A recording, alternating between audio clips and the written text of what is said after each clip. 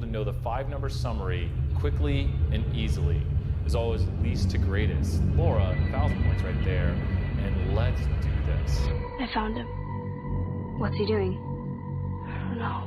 The 5-number summary is the following values. He's talking to someone. From least to greatest, min, Q1, median, Q3, and the max. Nice answers. If you put the 5-number summary in the chat, you get 1,000 points. Keep these answers coming. What is it?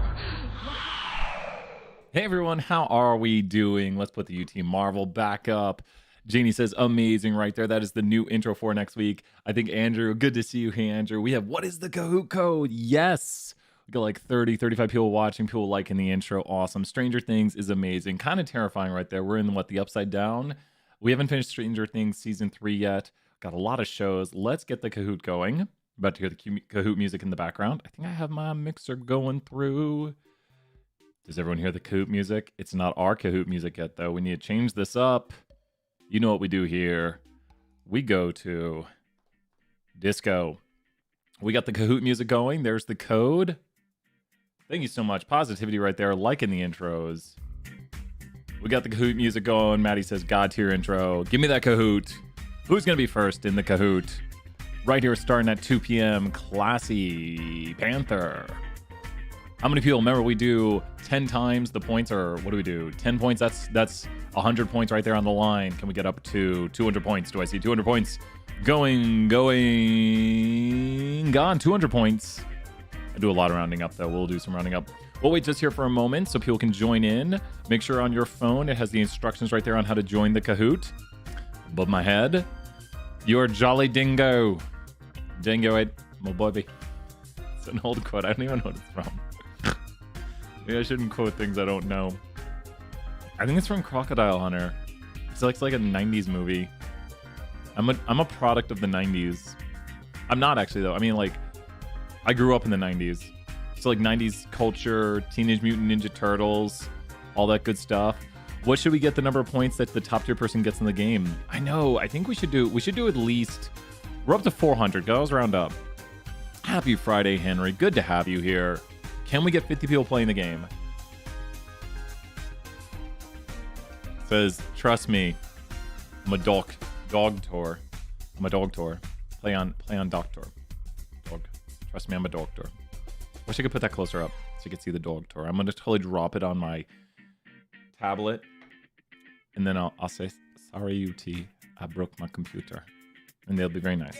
I have not done chapter 5. I feel like this will be an issue. This will be a great review. Whoop whoop, says Autumn right there. It's chapter 5 Friday. Puppet Shark says, yeah. Tiny Puppet Shark says, yeah. I can't even possibly make that high of a noise. Making some plans for Mario Kart Showdown, Andrew says. You know, we need to have like a tournament. Tiny Brian's over on the other screen. He's on this screen. Tiny Brian. Oh, I broke it. Tiny Brian's over here with his tiny puppet shark. Let's go back to the main screen.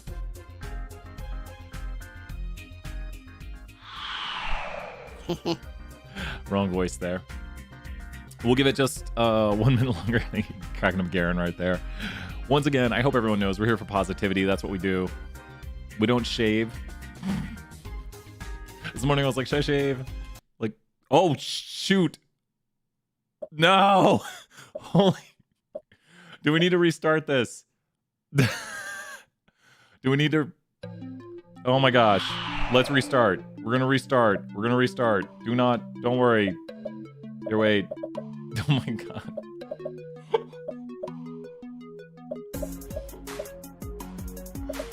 Oh my God. How do I hit spacebar? This is a freebie question now. I need a vote after this. Restart or don't restart? I mean, we do a 5-minute intro. Silly Brian. It seems like everyone's playing. Are we good? Who wants to keep going? Who wants to keep going right now? Keep going? Restart? Let's restart. Okay, let me quit game. Please jump back in. We're going to do a quicker restart. The winner of the game. Let's restart. So, very sorry. I literally just was like having such a good time with everybody. Garen won. Garen, email me. We're gonna give Garen the 500 points. You know what? Let's do it. Let's give those people the points. Let's go to replay. We're gonna give those people the points. Let me go back here to the main screen. Email me. No, wait. Do not enter in this pin. I'm gonna totally 2 seconds, everyone. This is what we did last time by accident. I'm totally quitting out of it. So wait 2 seconds, everybody. I'm gonna start up a new game. This is totally my fault. There's always Brian makes an error while running the Kahoot. Not always, but sometimes. Okay. We're bringing it back over. 2 seconds, everybody. We'll be back to playing the Kahoot. This time, Brian's not gonna hit enter. That's just your crazy Fridays. Okay, we got the screen back up. Okay, Kahoot code back up. We'll start here. I'm gonna put a 2-minute timer on. So we'll be starting in 2 minutes. 2-minute timer has started. So join the Kahoot.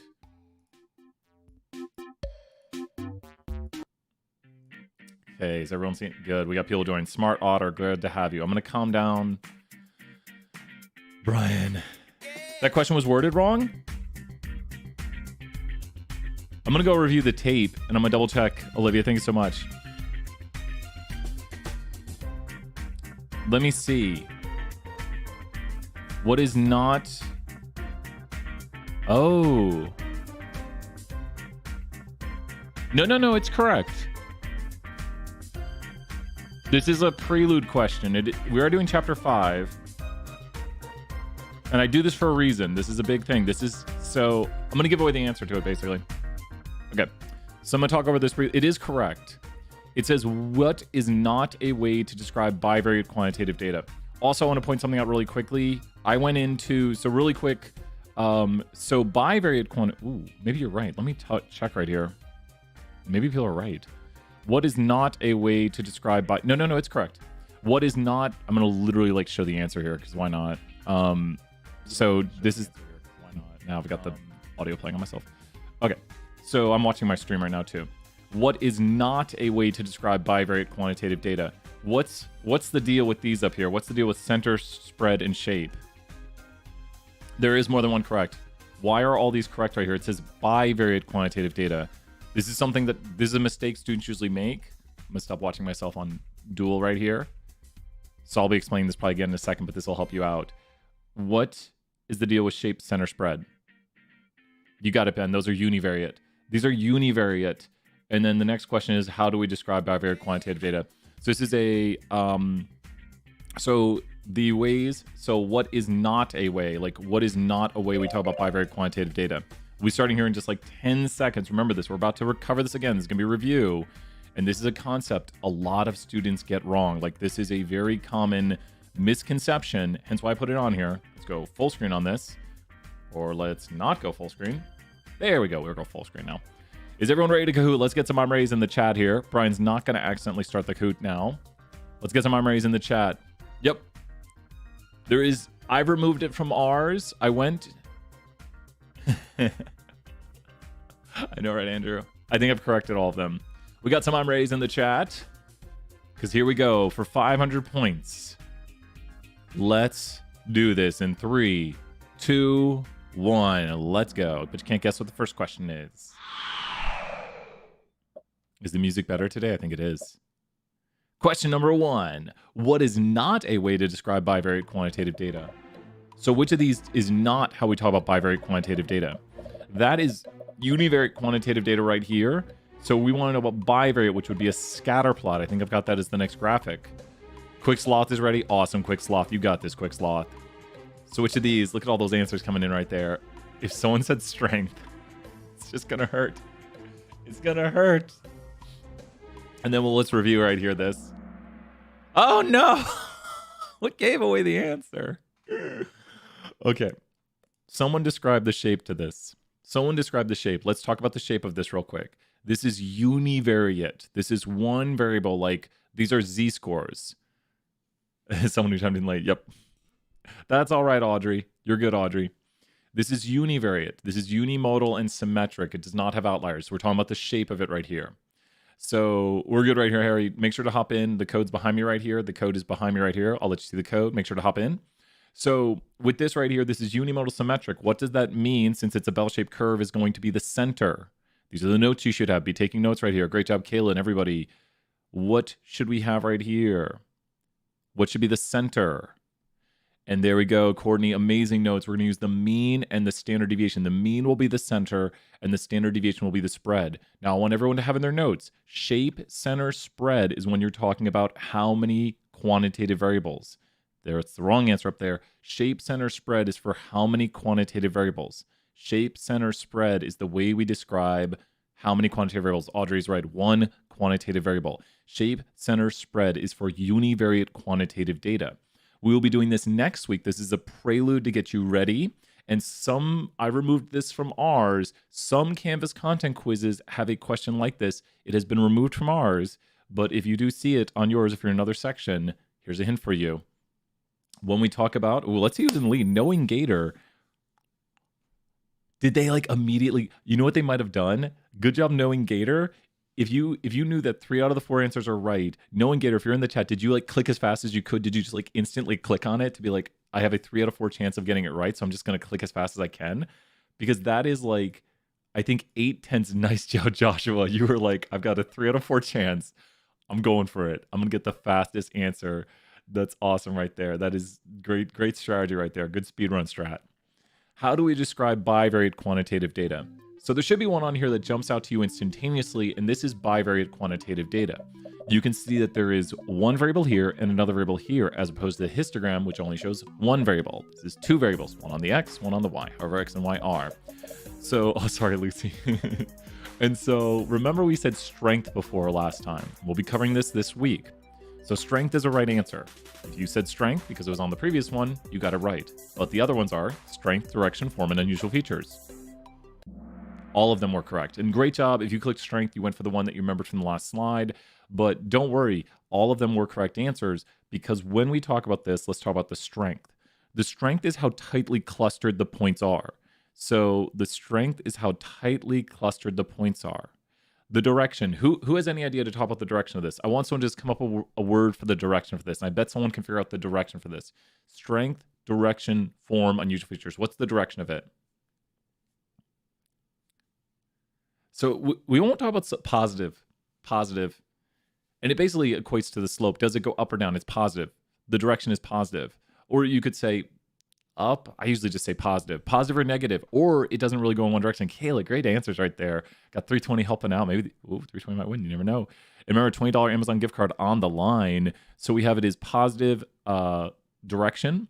Next, we have strength, direction, form. Now, form is only 2 types of forms. Either this makes a what, or does not make a what. In this class, we either say it makes this or does not make this. Who knows the type of form this one has? It'll have 2 forms. It has either blank form or blank form. What's up, Brenton? Zoya, you're 100% right. Kayla, you're 100% right. It is either linear or not linear. It's either a straight line or not a straight line. Unusual features. Unusual features would be, if I were to take this and I were to put in a what? What is going to be an unusual feature in this scatter plot? This is called a scatter plot. It's a bivariate display of data. An unusual feature is going to be what? An outlier. So write this down. Bivariate quantitative data. Bivariate quantitative data is described with what? Let's show the screen again here. Bivariate quantitative data is described with blank, blank, blank, blank. And I usually just go through in that order and talk about it. So this is like when we do a bivariate relationship, bivariate quantitative data has these descriptors to it, which we should go through and understand how it works. So be writing this down, put it in the chat. It's all practice, because the more you say, okay, with bivariate quantitative data, you're going to make a scatter plot, and we're going to talk about the blank, blank, blank, blank for it. Strength, direction, form, and unusual features. Nice job right there. We didn't throw any points out yet. We're throwing some 20 points because we're getting some amazing answers right here. Look at this. 20 points in the chat. Thank you so much, Courtney and everybody, giving all those amazing answers. But you know what's even better than 20 points? Oh, Brenton, anytime pop in and say, hey, getting some points right here. Knowing Gator, no! I'm still voting for Knowing Gator.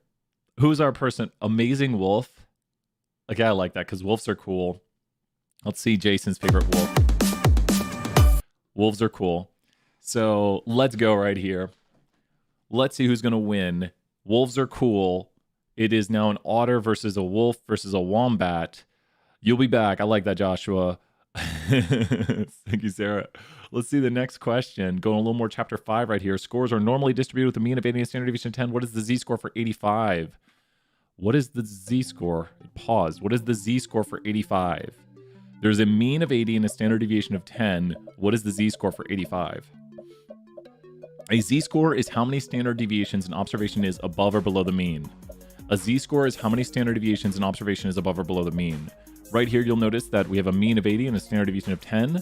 85 is 5 above the mean, which is 1/2 of a standard deviation. Andrew scared me right there by saying Brian puts in wrong answers sometimes. I'm like, oh no, it's maybe 10% of my Kahoots have a wrong answer. So what is the formula we should know? And you are given it on the test. We did also figure out, if you see right here, I've got notes from our meeting. These are the times for the exam. So, hey, secret exam times right there. I'll be sending out announcements about that. Sorry, I'm making you do math. What is the formula we should know? It should be observation minus mean over standard deviation. So this is equal to a z-score right here. Observation minus mean over standard deviation. Nice job, Courtney. Amazing notes. And this is how you practice it. You just keep doing this right here, like Zoe is saying, the actual minus the, we can get it from a sample. This could be the sample mean. I like doing it with the population numbers. So you can use the sample statistics. That just stands for observed minus sample mean over sample standard deviation. I like doing it with the population parameters, which are mu and sigma, just difference between sample notation versus population notation. Oh, no, that's perfectly fine. Zoya, we're throwing another 20 points, Zoya, because this is the conversation I want. And the more you hear these things, the more you just start to, like, it makes sense. Like, and you're doing perfect practicing of the notes right there, because we're going to do 85, which is what we observed, over minus 80 over 10. And here we see that the z-score is 0.5. And then interpret this. This individual scored half a standard deviation above the mean. You can literally see their distance right here. So when you see a z-score, it is just how many standard deviations someone is above or below the mean. That's what that z-score is. This score of 85 is half a standard deviation above 80. So excellent work right there. Really good practice that we're just going to continue to do. Nice job right there, Courtney, on that visualization 3 grade. I assume you're excited because you got the woohoo. That's usually, it's an indication of being happy. So we got right here the score. Polite Hamster politely jumping into the lead above Amazing Wolf. But there's not even a 10-point difference. There is a 6-point difference right here between Agile Deer. But I'm still voting on Amazing Wolf with question number 4. Let's do this. Question number 4. Scores have this normally distributed with a mean of 80 and a standard deviation of 10. What is the z-score for 75? Similar question. Be quick. Be quick. 75. Be quick. Waking people up with a 20-second question.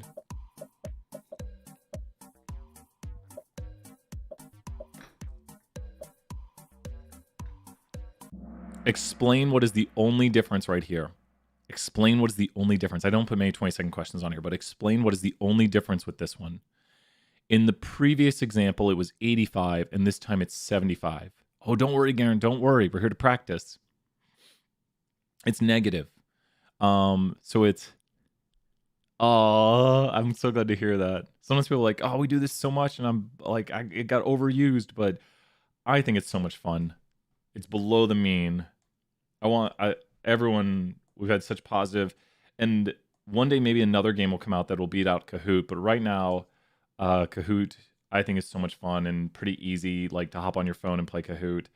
So, I think it's a great way to practice and then to see who's in the lead. This came up with a really good idea. The first number I write right here is the what? The first number, thank you so much, Lucy. The first number I write right here is the what? The first number that I am writing in this notation, capital N, and then something right here, and then something right here. The first number I'm writing in here is the what? It's the mean. Really good practice, everybody. The notation is that's the mean. And then the second number I write right here is the what? The second number I'm writing right here is the what? which this tells us this distance right here, that those are away. Standard deviation, the mean and standard deviation. Next, you'll notice that I like to, a lot of times when I draw this out, what kind of curve am I putting below this right here? What kind of curve has Brian put below his, what I usually call the in context? The black numbers are context. Then below this, I have the blank something curve, which will be normally distributed. Really? Color changing pen? It's not Christmas anymore. That has a mean of 0 and a standard deviation of 1. What is that curve called? It is the z-scores, and we call it the standard normal curve. So the standard normal curve has z-scores on it. So it's called the standard normal curve. So in green, those are the standard normal curves, and they're all z-scores. That's very accurate. So standard normal curve is just a name for it. It's statisticians like to make up names. So here we are. You can see the person who made a 75 versus the person who made an 85. And we can understand that this person would have a z-score of 0.5, and this person would have a z-score of negative 0.5. And that means 75 is half a standard review. Thank you so much, Garen. This is the review we want. This is how we're going to like get it down and ace these quizzes. So you can see where the 75 is at. You can see where the 85 is at. And we can see that 85 is a half a standard deviation above the mean, and 75 is a half standard deviation below the mean. Your friend is super excited because they got a z-score of 2.1. If you drew this out, what did your friend make on the exam? Your friend is super excited because they got a z-score of 2.1. Your friend is super excited because they got a z-score of 2.1. What did they make? Oh, thank you, Gordy. 101. If you want to figure it out, here's another way mathematically. Is just remember, you take the mean and you would add to it the standard deviation times the z-score, and that will equal the observation. And that's a reworking of the other formula.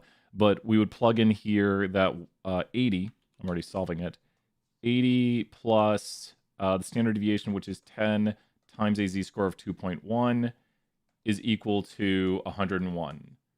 So in that question right there, you were told, yeah, I don't know how, Jacob. I need to go to that thing you told me. Jacob, email me about it, and that'll put it in my, like, that's how Tiny Shark appeared, is someone said, make us Tiny Shark, and if it's in my email, it'll not jump out of my head.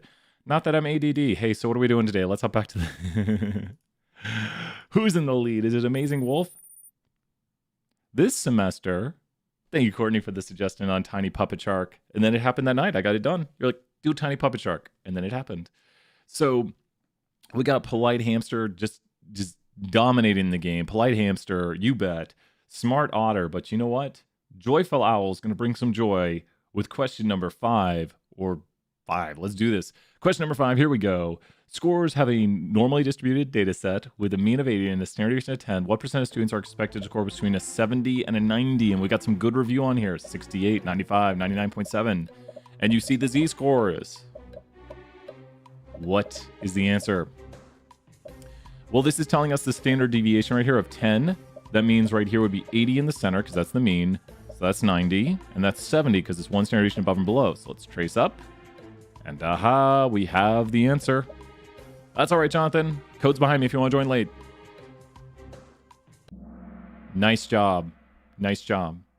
So one big thing I want to point out right here is it really comes down to practice. If you don't have this written down yet, 2 seconds. I'm going to hop to space. Do not leave. So let me grab something real quick right here. 2 seconds. I'm going to need to grab a graphic. Oh, wait. I already hit the space button. Okay. I'm going to grab a graphic that I want you to take a screenshot of. If you are watching this for another class, our class, any class, I'm going to show you a really amazing graphic that a student made, and it's going to be information overload probably.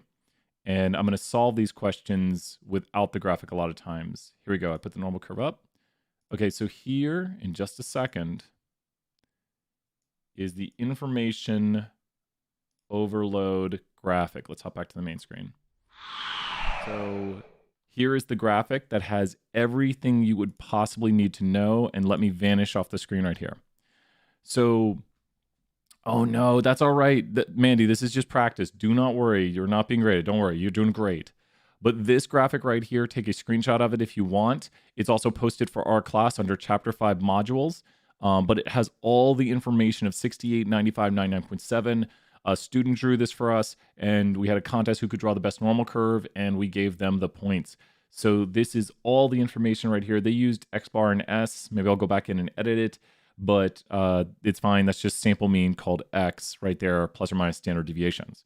So with this, I'll keep it open because we're going to need to practice. And I think some of them have longer points. You ready for the next question? Let's see who's in the lead. Is Polite Hamster still in the lead? Wait, did I bet on that person? Mighty Swan, I'm betting on you now. Take down Polite Hamster. Polite Hamster's reign is over when Mighty Swan takes them on with question number 6. There's the normally distributed scores. What percent of scores are expected to be between 70 and 80? I'm going to give you some hints here. Remember that the mean is 80 and the standard deviation is 10.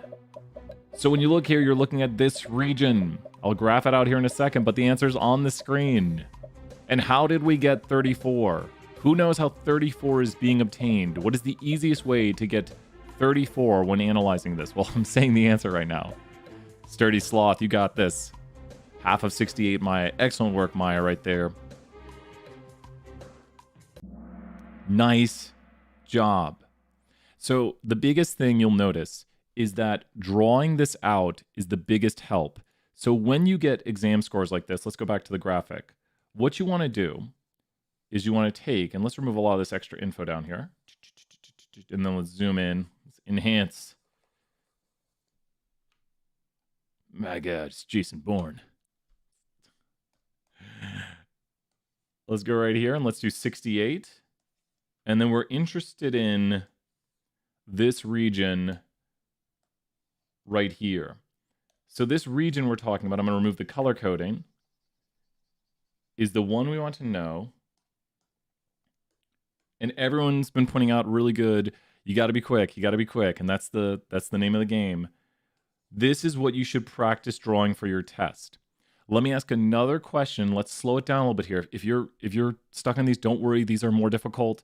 But let's try to do this right here. Let's ask another question. What percent of students are expected to score between a 60 and an 80? So I want you to be thinking about this. I'm going to put it in the chat so people can see. What percent students are expected to score between a 60 through 80? Okay, so what percent of students are expected to score between a 60 through an 80? So I'm going to draw this out while people think it over. Probably we're going to get some answers here soon. So we got 60 to 80 is what we're interested in. That's a green pen if you didn't know. So what percent of students, like I didn't even mean that as a joke. It's just that the pen keeps doing that.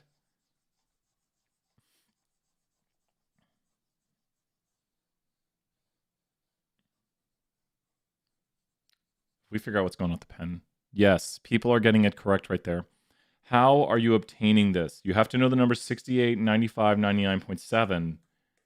And then what is the quickest way to get this answer right here? I think people see it. Cut it in half, right? So we're just going to cut it in half. The visual really helps right here. Let's do... Oh, don't worry. Oh, and then Lauren, great job, Lauren. Lauren points out, if you know this right here, that this is 13.5, then you can also use 34 right here and add up these two areas. So that is another great way of doing it if you know both those areas. Because now I'm going to ask a more difficult question.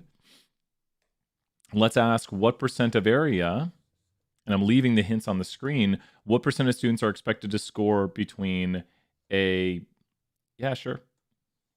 What percent of students are expected to score between a 60 and a 90? What percent? And you've got a lot of the information on the screen right here to figure this out. Even, I think I know the answer now. I think I do. Wait, no, my brain's breaking. Okay, I got it. Lauren got it. You are correct, Lauren. And so the way we could figure this out is we could also know that this is 34, and we'd have this right here. So there's a lot of ways to get these numbers. I go through this in my videos, and I think I have a video I need to upload on this that I haven't put on the channel yet. I have a video where I break down the normal curve. Okay, let's set that as a premiere, maybe for Monday night. Come check out the video. Nice job, Garen, right there, showing some unique ways of solving it. Yep, because Garen, I really like that way of solving it. Garen went and found the area from here over. So Garen said this is 95 from here over. And then Garen went and knows that this is 13.5 right here. So Garen is removing that. Let's throw 20 points, Garen finding another way of solving it. As long as you have one way of solving this, You are good. And so Garen's way is 100% perfect for solving it. Garen's just going to delete off that area right there. He's going to say, we don't want, I guess I should use this color highlighter. We don't want this area. We want this area in here. So you could add up the numbers, but really great way of solving it. The more you practice, and then we just want to associate a visual with it. So we want to like create a visual to kind of show what Garen's doing to solve his answer.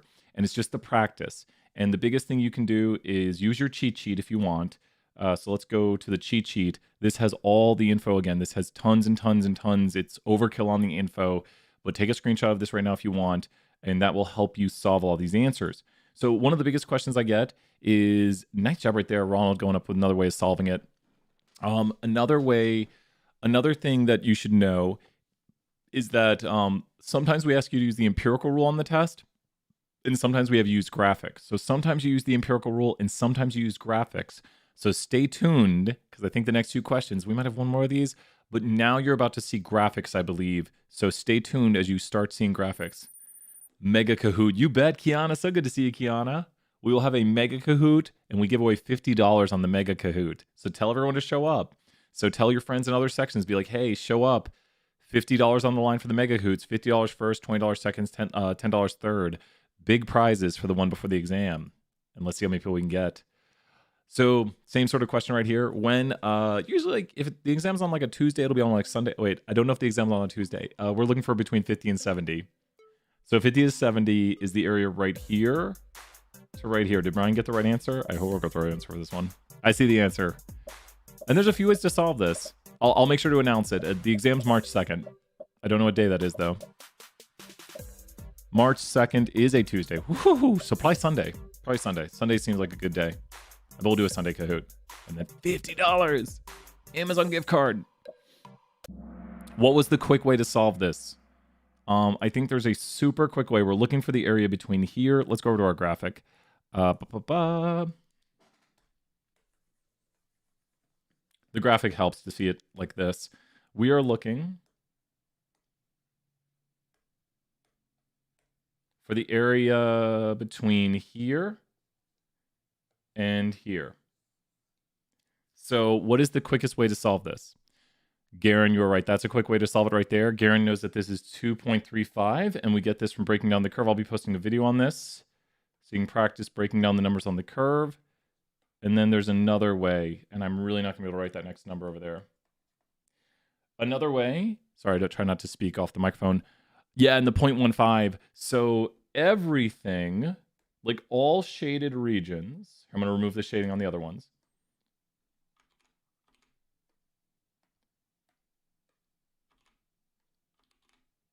There we go.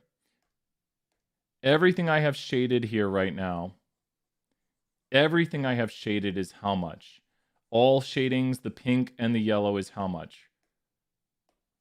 All shaded areas are how much total right now? No worries, Alex. I'll show the pin here in a second. Lauren is correct. This is all 16. If you're wondering a quick way to solve this, is because inside of here and here is 68. Outside of here would be 32. And this is our last time using this graphic, I think. So outside of this would be 32. And then, oh my gosh. I need more coffee. So outside's 32, and one of those is 16. So is this making sense right here where the 16 is coming from, that 16 is below a z-score of -1? And then if you want to easily get the 15.85, then you would subtract off of it this little portion, because we just want to like delete that off, and you would add up these two numbers here. Is this making more sense? And everyone sees how we are obtaining the answer of 15.85. Nice job right there, Mandy. This is just the practice. This is not an easy chapter. This is not an easy chapter. So if you are getting it, and great job, Mandy, you are way ahead of everyone, because this is the chapter where people just say, I don't get it. And I know I don't want to hear that. I want to hear like, I'm going to get it. I'm going to figure it out. All of a sudden it's going to make sense. And you're like, whoa. Let me ask one quick, talk about the leaderboard going crazy right there. Who has been working on this chapter and has had like an epiphany where all of a sudden it just kind of started to make sense? Has anyone been working on this chapter? It was crazy hard to begin with. You're like, I have no idea what's going on. And then all of a sudden, after maybe an hour or 2 or 3, like Ben right there, he's like, all of a sudden it just like, it clicks and you're like, oh, like Lauren right there.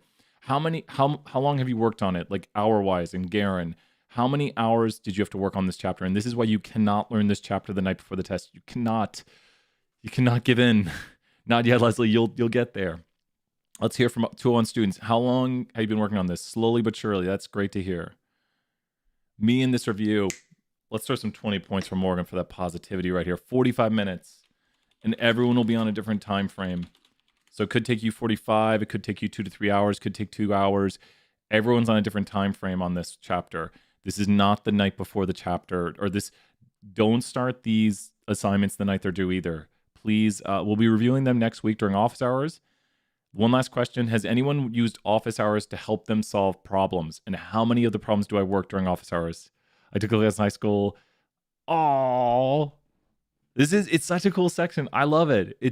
Yes, Maya's using them. Awesome stuff right there. We cover all of them. So check out those videos. Yes, we try to work as many as we can. So check out those videos. If you have questions, please just email me. But let's find out who's going to win right here. Let's find out. You're welcome, Jacob. These are kind of officers right now. We need to play Among Us.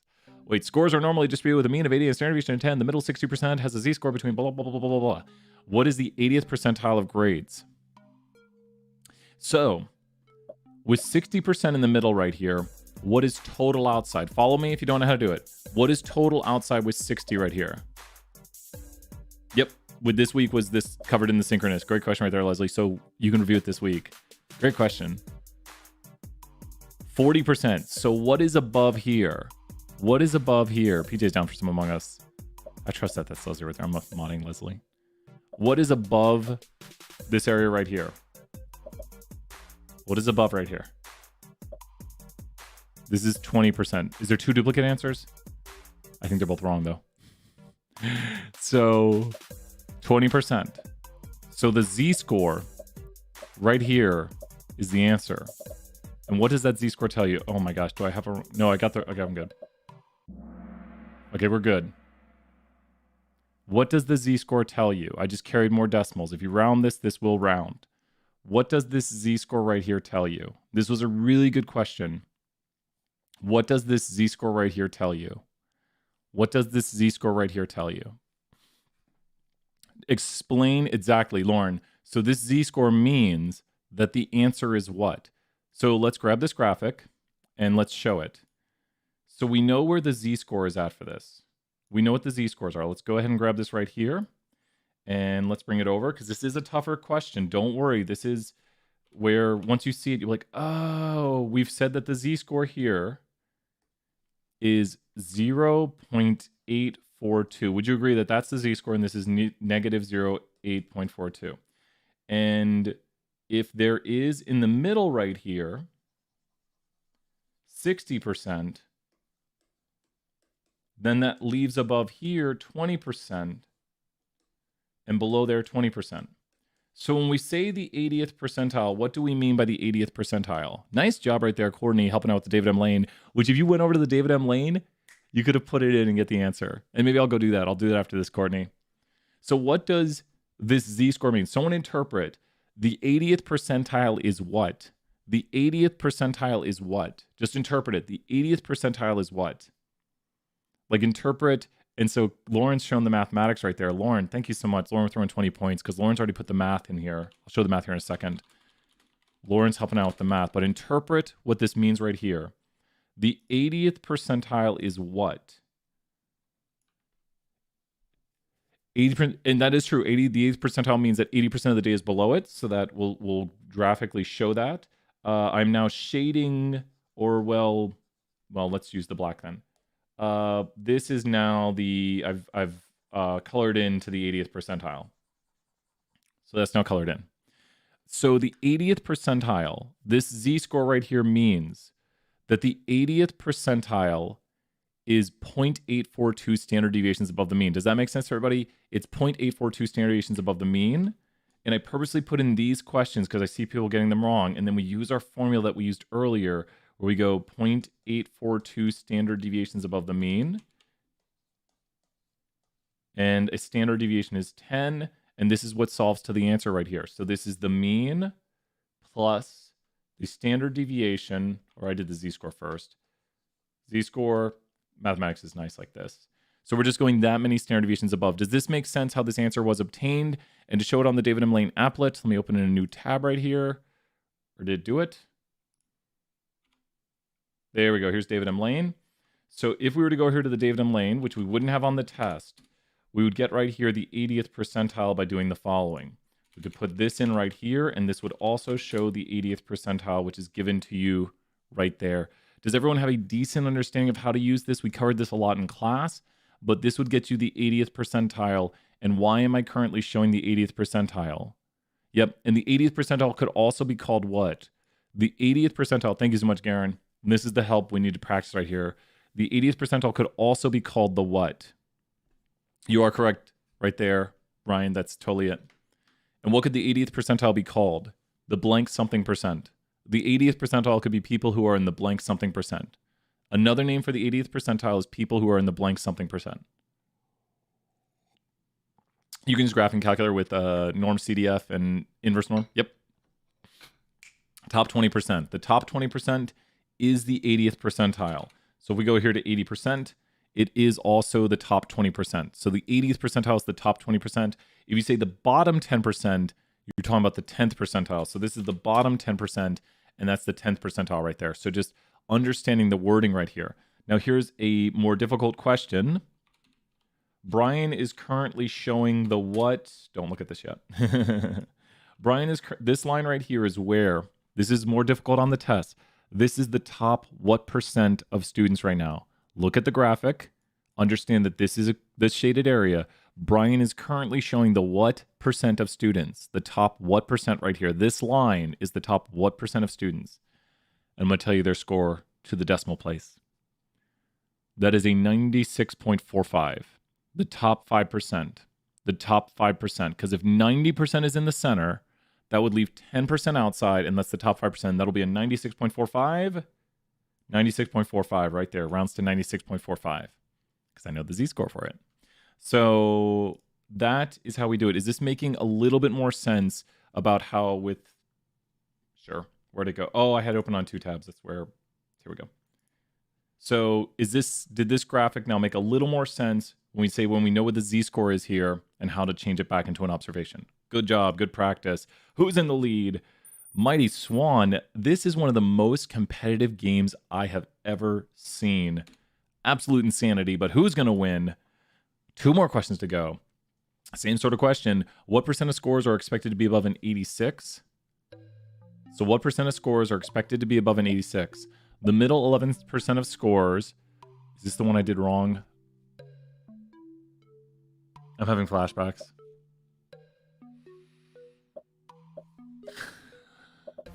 Brian's going to see. Please tell me I didn't do this one incorrectly. I'm looking over here at the... No, I think it's correct. Oh, okay, wait. It's not the middle 11%. That's the middle 80... Or that's the outside 11%. The graphic's accurate. That's 11% shaded. It just says middle. It should say outside. I don't think I can change it now. That should say outside. That's just... I'm going to check this one. Might have to... Let me double check the last question. No, the last question is correct. It just says outside. Should be outside. Sorry. I'm having flashbacks. So it should say outside. And I'm just triple checking the mathematics on this. Okay, cool. Let me see if people got it. Pretty good. Pretty good. So it should just say outside. Very sorry for the typo on that. How are people getting the 5.5 right here? It is incorrect. It should be 96. It should be 96. It should be 96. It should be 96. That's the error. I'm very sorry. It should say 96. It's basically just asking what is this area. Very, very, very, very, very, very, very, very sorry about that. Sorry. We got this, Roderick. Brian is failing at doing is it should be 96. So just ignore where this is at. It should be 96. It's just asking what this area is right here. Does that make sense? Thank you so much, Maya, for the positivity right there. So the next one, let me just tell you what the next one's going to ask. I did look at it. Man, Andrew knew this better than me. So the next one's going to ask you, so just pause right here. I'm going to give hints for the next one. So you're going to know what the next question is. It's going to ask you what the area is above 64. The next one is going to ask the area above. That'd be fun, right? The next one's going to ask what the area is above 64. We'll start the BS 321 here in just a moment.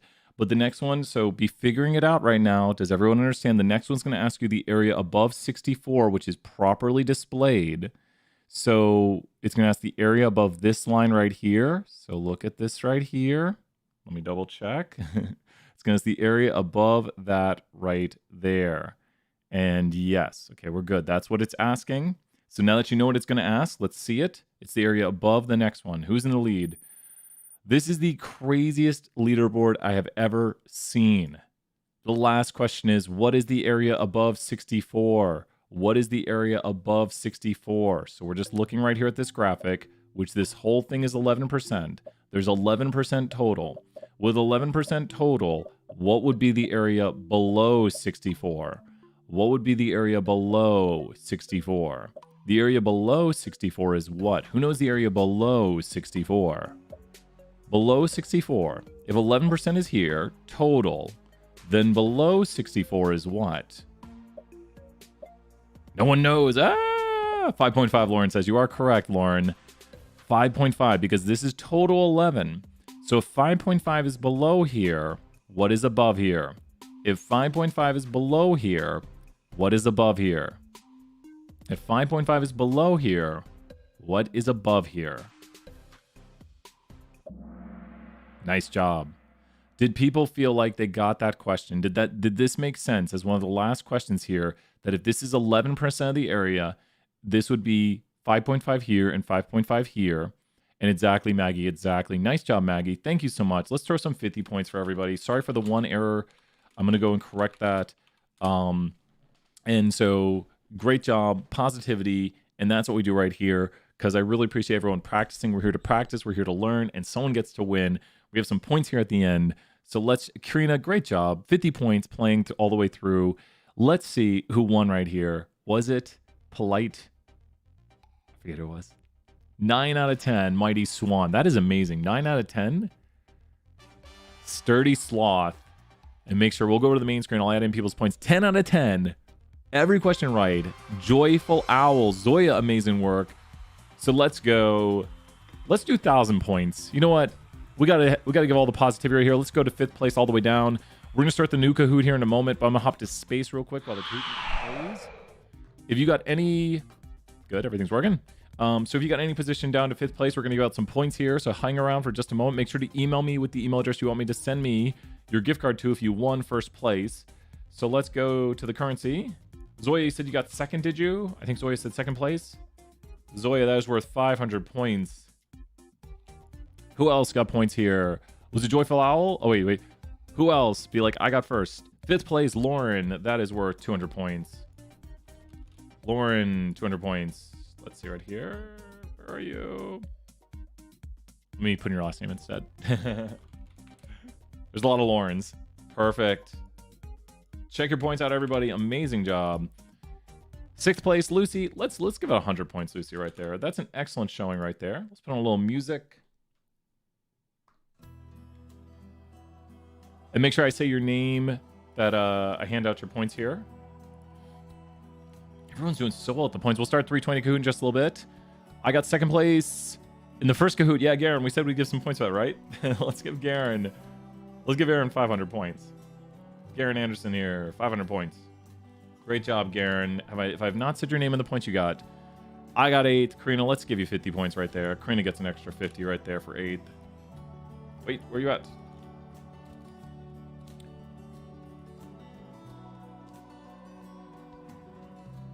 There we go. 3rd place, Chanel right there.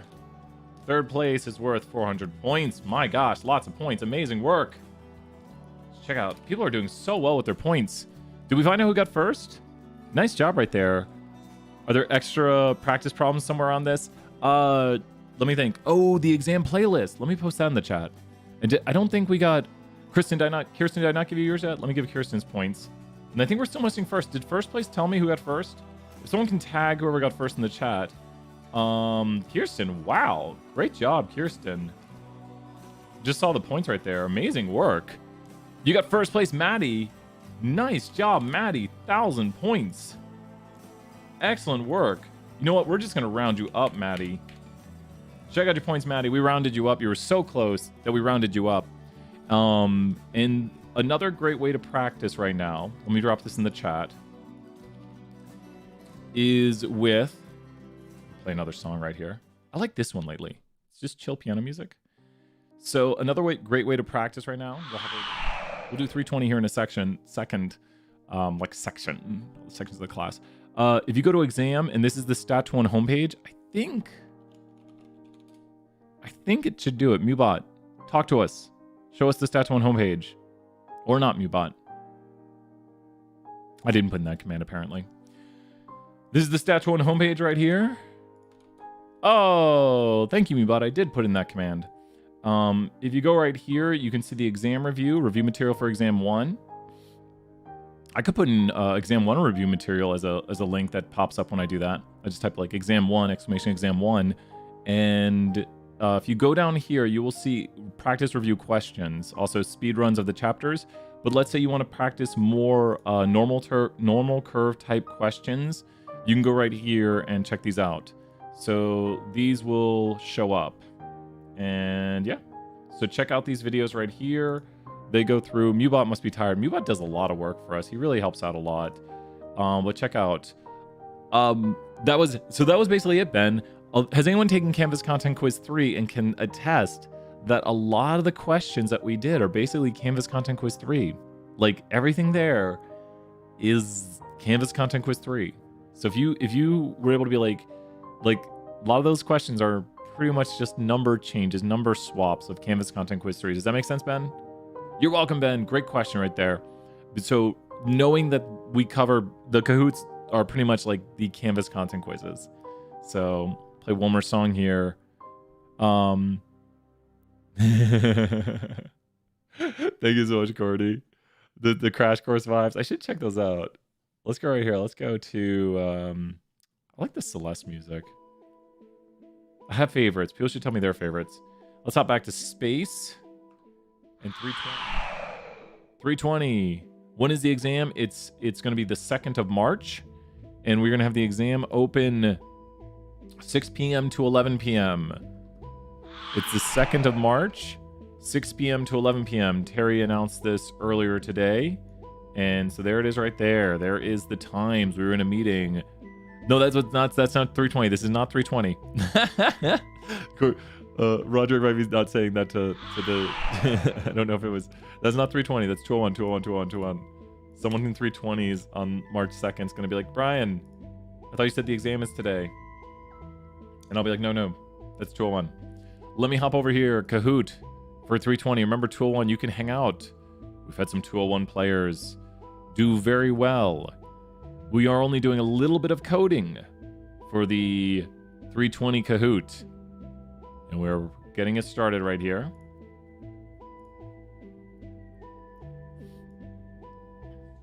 Let's go to classic. We are good to go. Let me take a look at the screen right here. 320, how's everyone doing? Little bits? Little bits. You bet. Is it like that for, yep, the asynchronous also. Great question right there. Bye, Alexis. Good to see you here. So it'll be both classes. Did I mute the music? It's playing in the background. Let's do this. Let's go to disco. We'll turn off the Celeste music. You're welcome, Maya. Let's show the Kahoot code. We are good to go. 320 Kahoots starting soon. Lots of review, lots of big topics, things to come. I'll drop some hints. P-value talk. Morgan, good to see you here. Thank you so much for swinging by. 320 Kahoot. How many people do we have? What if we only had one person? Fearless Crane, if it's just you, you'll be the only winner. And that'd be so... 320. Where is everybody at? Nice. Like, if you're 201 and watching right now, we still do the $20 gift card and we still do the prizes. You know what I like doing where we... Oh, yeah, Jacob, totally. No, you'd be shocked. 201 students, there's questions in here that are 201 relevant. So that was you, Roderick. Awesome. 201 has done well on this. My hair is getting so long. Gosh, I can't believe this. My hair is actually like, it's actually like laying on my shoulders now. This is just getting weird that my hair is getting this long. Like, what if, like, I don't know. What if I never cut it till I get back to UT? My hair's like all the way like, I'm just like the long-haired teacher. I guess I kind of am right now, right? I'm already the long-haired teacher. 10 players. We're going to put on a 2-minute timer. We'll start in 2 minutes. 2-minute timer has started. I don't know. Chelsea cuts it for me every once in a while. She does like a trim. So that way my hair doesn't look as crazy. Noble Dragon is much better than Yellow Squid. Ooh. We'll find out. Maybe it'll be Agent Urchin.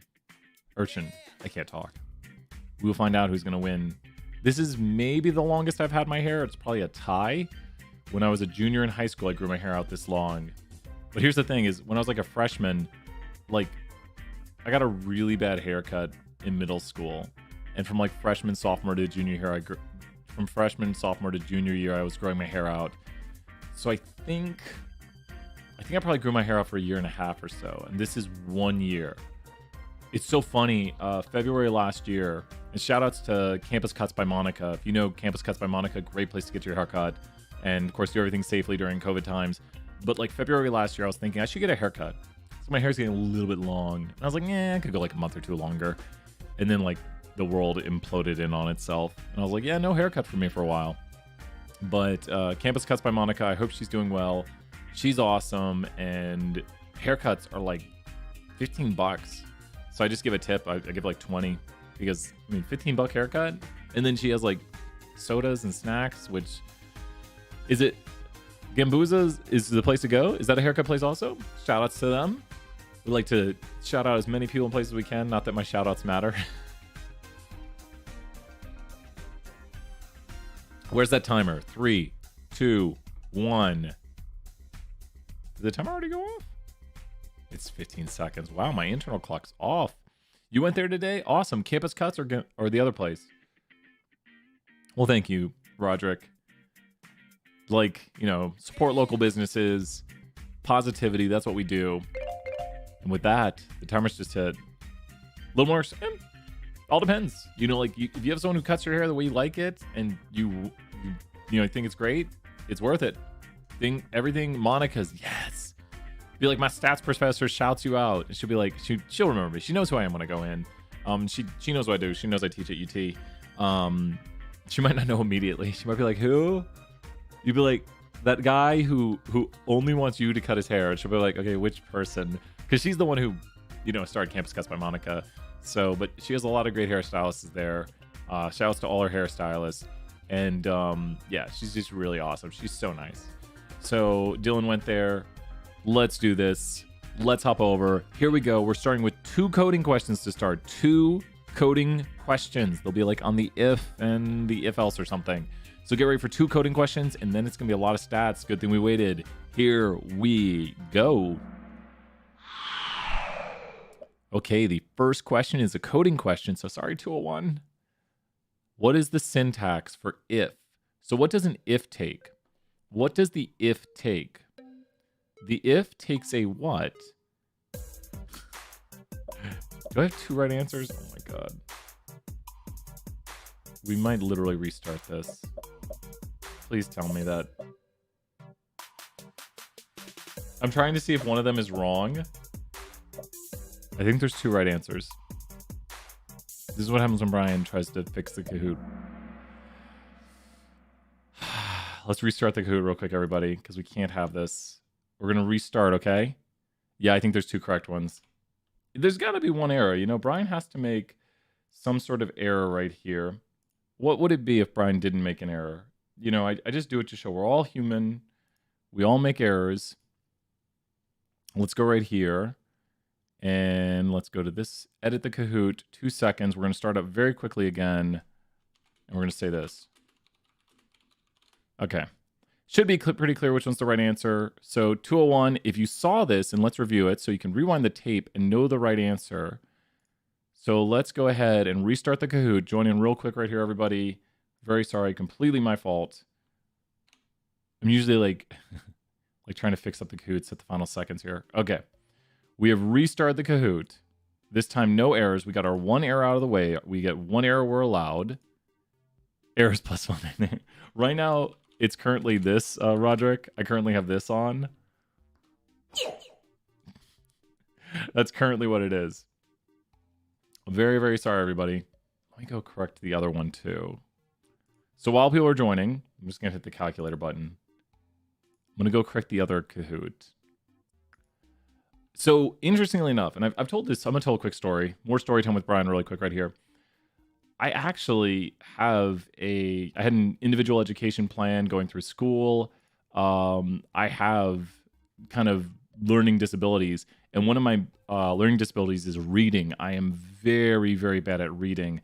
I flip words around. I just have major problems reading. So much so that when I was in school, they actually, like I had a plan for like reading and stuff for, people know what an individual education plan is. But I really, when it comes to reading, things just flip around in my head. Your kids love the nicknames. It's so awesome. We got Expert Lemur, Fearless Zebra, Agile Hen, Snowy Bear, Epic Hawk. Such great names right there. Which one is your nickname, Roderick, as we get started here? You might not want to tell everyone because you might be winning it. Who knows? Puppet Shark, is it time to start? I think I corrected the question. It should be pretty obvious which one's the right answer. Let's do this, Puppet Shark, right? Here we go. This time, it should be pretty obvious which one's the right answer. What is the right syntax for if? Is it obvious where the wrong answer is now? Which one is the right answer? You know what? I'm throwing 50 points because I'm really happy. Sometimes people aren't paying attention and aren't watching to see like what the right answer is. I purposely did this just so you would remember the syntax, because if does what? If takes a what? If takes a condition and then does what if the condition is true? If will it'll look at a condition and then what does this thing inside of here do? This is the what that'll do what if this is true. It's going to be a tight leaderboard. So if takes a condition and then does what? If takes a condition, and if the condition is true, it'll run the code. Jacob right there. Nice job, Jacob. And you're practicing your coding right here. Jacob's 201 practicing some code. Love it. So it'll run this. So, well, we could have a print inside of here, but inside of here is the code that'll run if the condition is true. Does that make sense to everybody? So inside of here, if we do like an if, and then we say true, just put a true inside of here, and then we say 2 plus 2, that'll add 2 plus 2. We could put associate or the mean of vector right here, and so that'll take the mean of the vector. But if there's a false inside of here, then it won't do anything unless we put an else next to it. Does this make sense that the if will only run the code inside of the curly brackets if the if has a true inside of here? So you could say if 2 is greater than 3, so will this if statement run? So great job, Kayla, right there. And will this if statement show us the mean of that vector? Will this if statement show us the mean of the vector? Really good kind of test question right here. What will this code produce? And if someone says the mean of the vector, this code will do what right now? It'll do nothing because the if statement is false. So the if statement being false, because when you look at this right here, it evaluates to false, and the if will do nothing. It will not run this code unless we do something like 3 greater than 2, and then this code will evaluate the mean. So it's important to know kind of the syntax of what you're dealing with. Great job, Dylan and everyone else. Close leaderboard. An amazing Wombat. That's absolutely amazing that you were that quick. Like, you were super quick. I don't know if you just clicked as fast as you could, but that is about as fast as it gets. So let's see with question number 2. What is the right syntax for if else? And there is only one right answer this time. So what is the right syntax for if else? It is a different syntax than if. So what is the syntax for if else? It is not the for loop syntax. If else takes 2 things. If else takes 2 things, and we've maybe mentioned this only briefly in class. It's a tricky question, but it's a super useful thing. It takes a vector over a condition, and let's show that. If else is a super helpful function to use, and this is the last kind of tricky one right here with coding. So if you have if else right here, and if you have survey 10 open, let's go to survey 10 GPA, and let's say greater than 3.5. Let's say high, and let's say low. I would definitely have a low GPA. And look at what we've done. We have just recoded that whole vector. And what's really great about if else is I could just put this inside of a what. This has now become a what variable when I did this. Here's a hint down here. When I put it inside of factor, and this is 201 relevant, I have just turned this from a character vector to a what kind of vector now by turning it into a factor. It is now a what kind of variable. 201 should know this. It's a what type of variable now. It went from being words, which you see right here, to categorical. Exactly. This is now a categorical variable. And guess what? We can go right here. Let's just call this variable just to leave it over here and save it. So I'm just storing this right here for the moment. We're coding in little bits. And now, variable not found. Wait, what? Really? Oh, ha ha ha ha. Funny. I mean, I coded it. Survey 11, and we are doing survey 10. Oops. More coffee. And let's go classification. There's a new variable. And now we have stored into the data frame a variable classification. So you can look at the classification right here, which we might use this later, but we have now created a variable inside the data frame. Who thinks they understand? Do you understand the syntax and how I coded this? Who understands this? Like how Brian used an if else, and it then took these people, saw if they meet this condition, and we did it over a vector. Here's the condition over a vector. It turned them into high or low GPAs. I then turned that into a categorical variable here. I then stored it, and then I took what I stored and stored it into the data frame. So these are the steps, and just try to read it. Just try to slowly make sense of it bit by bit, little bit by little bit. So next, who's going to be in the lead now? Oh, look at that leaderboard shakeup. We love it. Well, who's going to lead with the next question? Now we're going back more. Which of the following is how we display bivariate quantitative data? 201, you should know this pretty instantaneously. Bivariate quantitative data is going to be displayed how? With a what? See, 201 could be here and be like, oh, I know this. We were just talking about this just seconds ago. Bivariate quantitative. Only three of the graphics on here are bivariate. So let's review after this. Hopefully all people get this. The answer is up here. This is the answer. The answer is a scatter plot. So mosaic plot is what though? Mosaic plot, which you see over here, let's show a mosaic plot. A mosaic plot, which is here on the screen, that is a mosaic plot, is a what display of data. Mosaic plots display what? This is the practice we need. We need to know instantaneously that a mosaic plot is that, and we need to know what it displays. It goes with a contingency table, which a contingency table is going to be a, do I have one of those up? Bivariate categorical, exactly. So bivariate categorical, we could go here to classification, and I think this one has gender. And data equals survey 10. I think this should work. We just made this new variable right here. And it works. And look at this. Ooh, what's going on here? Uh-oh. See, I mean, I follow this trend. If you look at who has high versus low GPAs, because we have gender right here, classification, and males were more likely to have a low GPA. And we can see the contingency table that goes with it right here. Here's the contingency table. So big notes to have. Nice job right there, Snea. So let's put some extra 20 points in the chat. Bivariate display of categorical data. Exactly. So these right here are two categorical variables. Do not be confused by numbers being inside of here. This just means there were 135 females who had high GPAs. That's this region right here.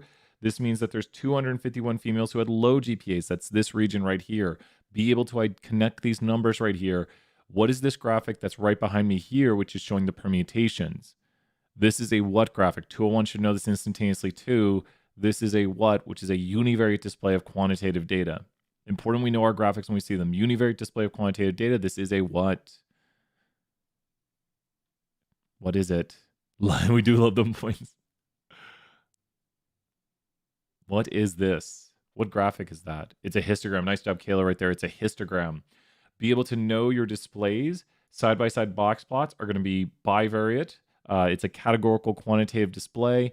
Pie charts are univariate categorical. So really good practice right here. Really good practice. Leaderboard is going insane. Bold Fox is making some bold moves. It looks like we only have 3 people who've gotten every question right, but can they get 4 right in a row? Let's find out. Which of the following is how we display bivariate categorical? This is now a review question with the answer on the screen. It's a review question. We see scatter plots again, but those are bivariate quantitative. We see time plots, which are special case scatter plots, which an x-axis that is time. The graphic on the very far side of the screen in the red over here, I wish I could just jump over there. I could if I could find myself. The graphic right over here is going to be bar charts are bivariate, or excuse me, are univariate categorical. So a bar chart is univariate categorical and a mosaic plot is bivariate categorical. So very important we know this right here. Does this make sense to everybody that the graphic you are seeing is a mosaic plot, which is showing males versus females and their handedness, 2 categorical questions, and then also I need to know in the chat, what is the other key display we have that always goes with a mosaic plot? Please write in the chat. This is practice.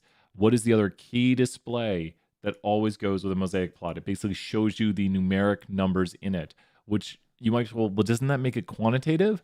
Well, this is the count of the individuals. It's not saying someone did not answer 135. There's 135 people who had a high GPA, which is categorical. Nice job right there, everyone. And they're also female. There's a 62 people who had a high GPA and were male. So they're answering 2 categorical questions. Nice job right there, Noah. You are correct. This is a contingency table, and it shows you the numbers inside of a mosaic plot. Keywords we should know. Right now, I'm tracing over the what display of the mosaic plot. This is the what display as I go within the males category, which is given someone is male. There's slightly less males than females. I can see that there's like, well, I shouldn't look at that because that's another display. But this is the what display right here going within the males, like given someone is male. Given someone is male is a what display. So I could look at given someone is male, they have a slightly higher probability of being ambidextrous. I mean, it's very similar, probably due to random chance, but given someone is male. Given someone is male is setting a what? I'm setting a something. I'm setting a something. What am I saying? Conditional, exactly. And then if you go down here along the outsides of this, you're on the what displays of the table or the graphic. Conditional, exactly. And so, well, not for this one. But here I'm on the what displays of it by being on the outside, which shows for all the data. This is like for everybody, the distribution of male, female. Kayla, you're totally right. And then we have the margins. So the marginal displays in the margins and shows the percent of people that are all right-handed, left-handed, ambidextrous. And then down here, the marginal display shows the percent of people who are male, female, if you look at just kind of like a stacked bar chart. Really good practice. We should understand what these graphics are trying to show us, but great practice, great review. Looks like only 2 people. Bold Fox is just destroying it. I want to know who Bold Fox is. We'll find out at the end. Here's question number 5. What shows the data values in a mosaic plot? Review questions. Review questions. I often drop the answers. I'm not going to tell you the answer. If you're listening in, you got it. I like to do review questions. So when you're following, you're like, okay, you have to practice things. You have to like say it like 3 times. You don't learn something once. Let me just tell you. I'll tell you after this. The answers. Nice job. Nice job. Who feels like they remember everything they did in their data camp? People did data camp, do you feel like you remember all the lessons you did and all the functions and all the arguments? Who feels like they remember all the lessons, all the functions, all the arguments? And you can say no if you don't. Does anyone here feel like they remember? Hunter, I totally agree. I don't remember them, not really, totally agree. The reason I put these review questions in here is because you have to like practice them, but a lot that is awesome. Some, but not a lot, exactly, or not all. You have to practice them. You have to review them. You don't just write down one time that a mosaic plot and contingency table go together. You have to be like, okay, here, I just made this output. And then the more you see it when you make the output, you're like, oh, that's the contingency table. And it makes the mosaic plot. I'm doing 2 categorical variables. The more you do this, the more it just gets ingrained in your head that the displays of data we're using right here for bivariate categorical are contingency table with mosaic plot. And I've run this function probably easily hundreds of times, maybe not thousands. Exactly. And that's the practice sometimes we need. And feel free to do other ones, Roderick. Feel free to check out other, lessons and practice them. And just, if I've done like 9 or 10 different data camp modules or chapters, if I knew all of them off the top of my head, I'd be so good, or especially if I remembered all the Python stuff, which I definitely need to practice. Speaking of questions, Bold Fox is just destroying it. Let's find out who's going to win here with the next question. Question number 6. Compute the expected cell count by hand for males. This is really tricky, but not too bad. I'm going to show you the mathematics. Expected cell count. Watch out. Oh, no. So this is for males, right-handed males. Here's the mathematics. Right-handed males. Oh, gosh. No. Don't do that. Wow, I should put more time on this one. I need my pen. I totally messed up. Oh, no. I should have put way more time on this one. If you are the one person who got it right, congratulations. Wow. I wouldn't love this as a test question. I don't like many mathy ones, but this is a possible test question. Let's show how to solve it. And I'm very sorry. Let's show how to solve this.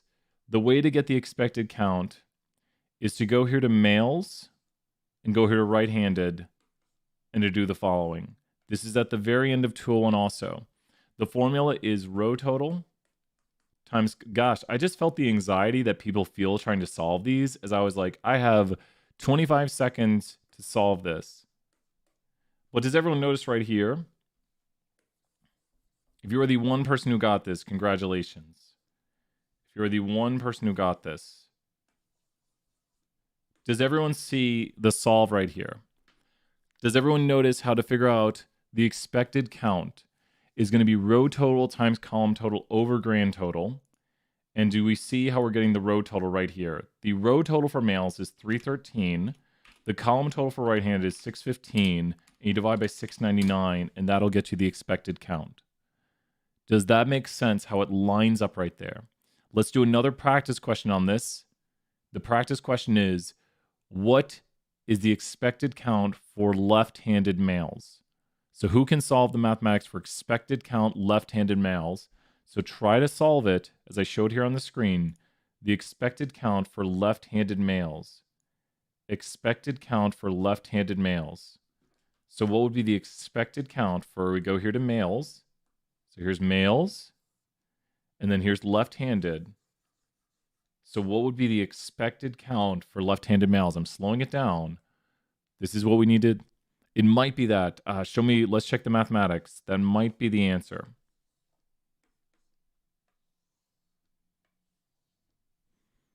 That looks like the answer right there. Do people see the trick to this? That it's the row total times the column total over the grand total. So you would do row total, you can do it the other way if you want to, times column total over grand total, and that's the answer.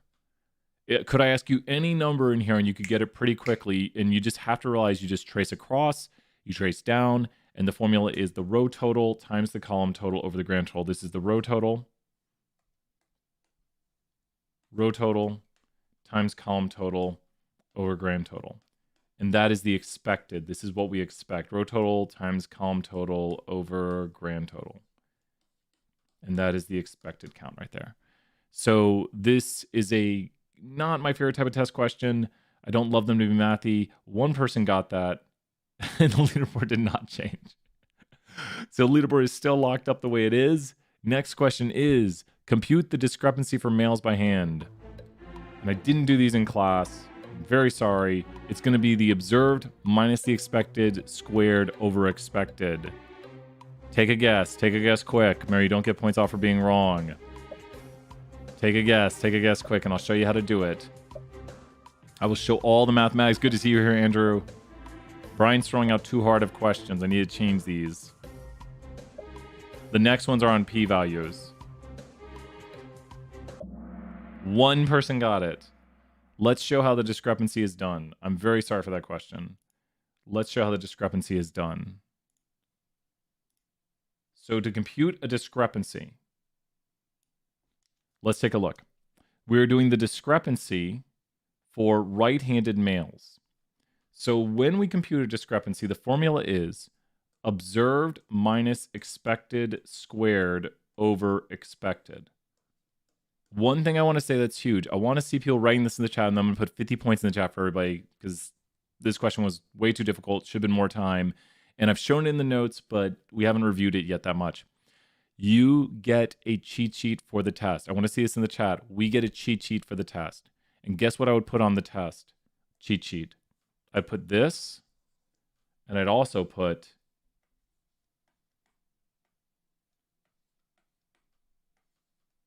all my formulas. I'd put both of these cheat sheets right here on the test. I'd put both of these formulas. Row total times column total equals row total times column total over grand total equals expected, and observed minus expected squared over expected equals to the cell discrepancy equals discrepancy of a cell. So you get a cheat sheet during the test. You get a cheat sheet. So if we are looking for the discrepancy for right-handed males, so let's go to males right here, and we need to go across, and let's go down. And what are we finding right now? Can anyone tell me mathematically, what are we finding? This will find the what for this cell. Thank you so much, Roderick. I feel like I broke everyone with these questions. What are we finding? Oh no, this is only 320. Oh, you are in 320. Yes, because Higgins is now teaching 320. That is true, Hunter. Yep, Hunter, you will get a cheat sheet. I'll make sure Terry knows that. We've done it for all 320 sections for as long as we've taught 320. So that is very, very, very true. I am finding the expected value. Does everyone see I am currently doing the formula row total times column total over grand total? I'm currently doing that formula. So can anyone go ahead and find for me the expected value right here? I'll go ahead and work it right now too. The expected value is going to be this. And there's the expected value, 275. Basically 275. So let's go ahead and write this down right here. We're going to go ahead and take it. Let's go ahead and put it in here. 275 is the expected. So 275, just a shorthand of it, 275 is the expected. And now we can get the discrepancy for this cell. The discrepancy for this cell is going to be, we're going to subtract the observed value, which is right here of 272. So minus 272, we're going to square that, and then we're going to divide by 275.38, I think it was. And that is the discrepancy for that cell, that 0.041 right there, which rounds to 0.042. Now, the really, really, really good news about all of this is all of these calculations are done where? Do you see them? All of these calculations right here of expected cells and discrepancies. Does it not show the discrepancies? I am bummed if it does not. But we get the expected values right here, and then the sum of the discrepancies is right here. This is the sum of all of the discrepancies. So understanding what this output is showing you, and when is this number right here going to be larger? Can anyone explain? This is key stuff. Can anyone explain when this discrepancy right here will be larger? Like, when does this have, let's put right here, handedness, because I think that'll change it drastically. Good. Why is this discrepancy now smaller? So if you look right here, the value of the discrepancy over here is a lot smaller. And what is it showing us? Does everyone notice the discrepancy? And here's the discrepancies visualized, because the discrepancies are how far these are away from the expected, and you would expect them all to be very close. So exactly, when there's a smaller discrepancy, we get a larger p-value. Kayla's totally right. The smaller discrepancy right here, because here's the value of the discrepancy right here, and then we can see visually that same number is right here. This is where 0.64 is at. What does this p-value over here of 0.732 mean? This p-value of 0.732 means that the random permutations have done what? These are the key things we need to know about this graphic, that 0.732% of the time, random permutations would create discrepancies, what? That are as large or larger than what we observe up here. This is the observed values of the discrepancies as we visualize it. And it looks like what we have right here might be due to random chance, but the previous one we did, I want you to look at this.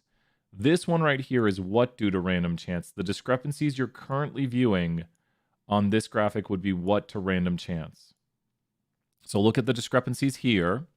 You have a total sum of discrepancies of about 19, which is off the graphic.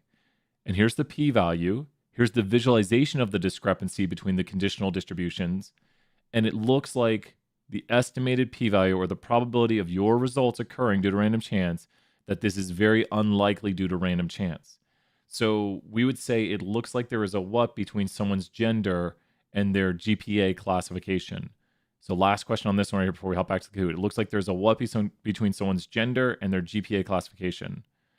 So it looks like it's not likely due to random chance. Good job right there, Dylan. It looks like it's not likely due to random chance, this difference we see, and it looks like there's an association. Does that make sense? You would say here, I think there's an association between someone's gender and their GPA classification. It's very statistically significant. Great job right there. Very, very, very statistically significant, this difference. But over here in the previous one with handedness, or we could do gender and handedness, which I think is the one we did in the graphic. Here's the difference between gender and handedness. And these differences we observe right here are probably what? The differences you observe between someone's gender and their handedness are probably just due to what? And you could see the discrepancies right here, the differences in the conditionals, which is summed up to be this right here. And those are probably, nice job right there. We know the classic word.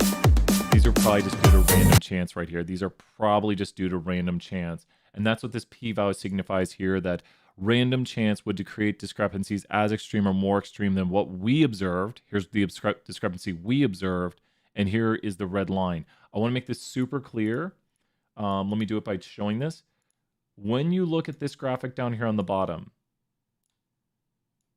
this value, this red line is your observed result. That is your observed result. And where is this red line? Where is this red line? Someone tell me numerically, where is that red line? Someone tell me exact decimal location. Where is that red line?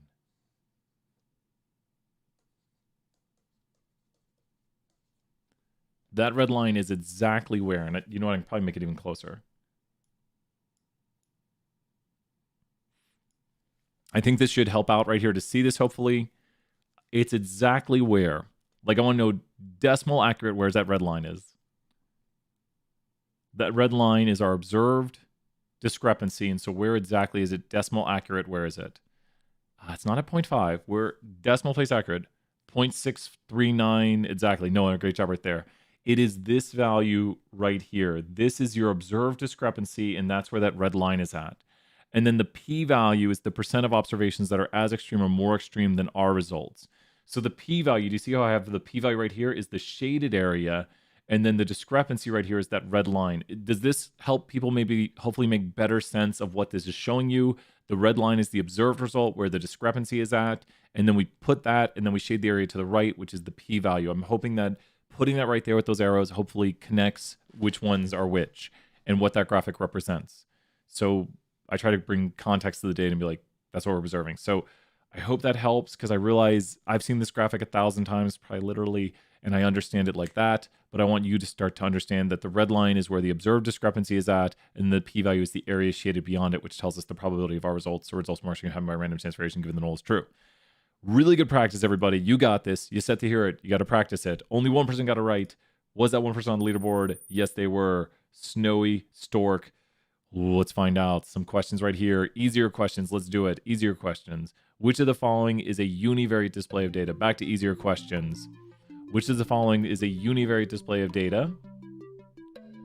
It's a good question. One of these is univariate. We've been talking about this a lot today. One of these is univariate. It only takes into account one variable. It only takes into account one variable. I love this question. I didn't love the last few, and I wrote them. One of these only takes into account one variable. Because where are the marginal displays? Do not worry. Where are the marginal displays? The marginal display will only do what?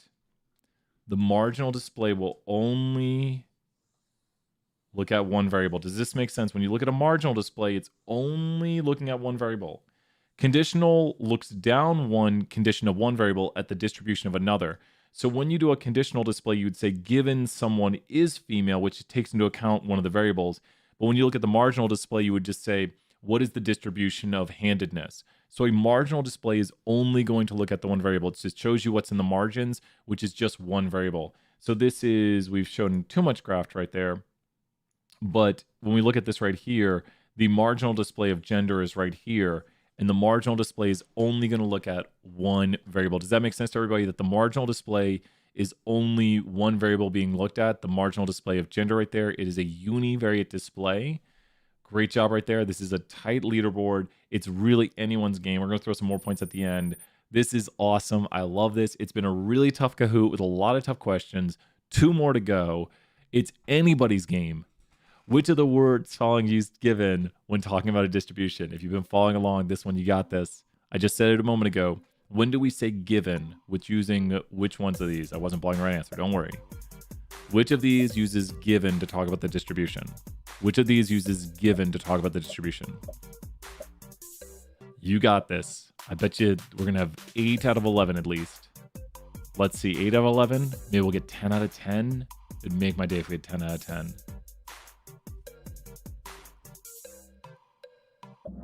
I'll take it. That's pretty good responses right there.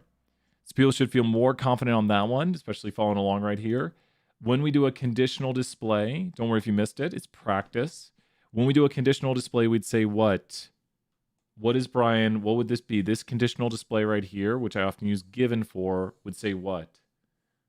This is a conditional display right here. Given someone what? And that would be a conditional display for this table. So this is a conditional display that would say given somebody is what? And only one more question after this. So, oh my gosh. Remember to email me with the given, and it'll say given someone is male. Yep. And so we can specify like male, female. So given someone is male, what is the probability they're left-handed is a conditional display. Exactly. Given someone is male, what's the probability they're left-handed? The last question in this crazy, crazy Kahoot. Dr. Seal versus Bold Fox. You know what? This is one of those Kahoots where I have no idea who's going to win. I think the last one's on statistical significance. Let's find out. Get ready for some statistical significance questions. Let's do it. Describe the following p-value. So this p-value right here is what? Is it statistically significant or not significant? And we have an interval down here. Does the interval contain 0.05? Is this statistically significant? The answer is no, it is not statistically significant. So we know it's between one of these two answers. It is not statistically significant. This final part right here, the conclusive or inconclusive, is going to tell us whether or not this contains 0.05. Guess what? This does not. Ooh, 50-50 split. Okay, we gotta talk here for a moment.